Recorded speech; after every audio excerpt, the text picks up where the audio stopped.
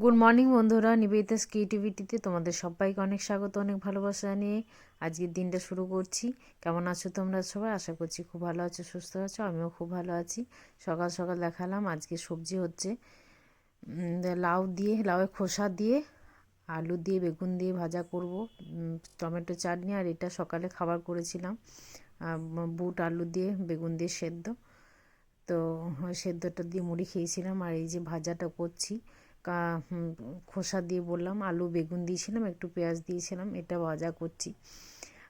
তো এটা খেতে খুব ভালো লাগে, গরম ভাতে অবশ্যই ভালো লাগবে, ঠান্ডা ভাতে এটা ভালো লাগবে না। তো গরম ভাতেই খেয়েছিলাম। এটা তোমরা বাড়িতে ট্রাই করে দেখো, আশা করছি খুব ভালো লাগবে। আর করেছিলাম লাউ পোস্ত, তো একটু লবণ দিয়ে দিয়েছিলাম।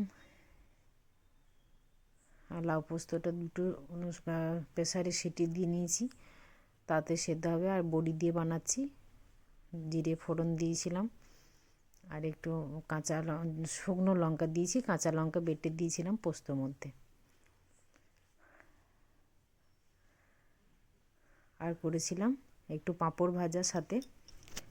তো পাঁপড়টাও ঠিক এই যে ভেজে নেব গরম গরম ছাঁকা তেলে। আমি সরষের তেলে পাঁপড়গুলো ভেজেছিলাম। আর পাঁপড়ের সাথে অবশ্যই চাই টমেটোর চাটনি। তো এই যে মাছ ভাজা করেছিলাম, আর এই যে টমেটো চাটনি খেজুর দিয়ে, আমসত্ত্ব দিয়ে করেছি।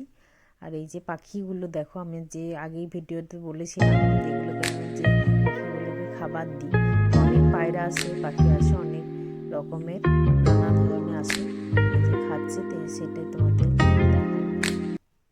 তাহলে আজকে ছোট্ট মিনি ব্লগটা কেমন লাগলো তোমাদের অবশ্যই জানিও কমেন্টে। এবার আসছি অন্য কোনো